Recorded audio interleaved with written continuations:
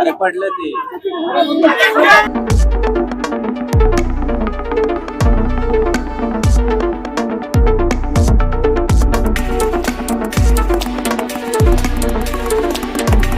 खाली येणार नाही.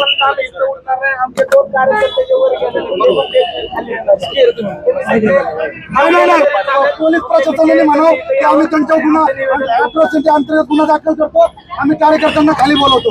जोपर्यंत गुन्हा दाखल होत आहे, आज कित्येक संघटनेने आंदोलन केलं पण आतापर्यंत अद्याप हॉस्पिटलवर गुन्हा दाखल झाला नाही.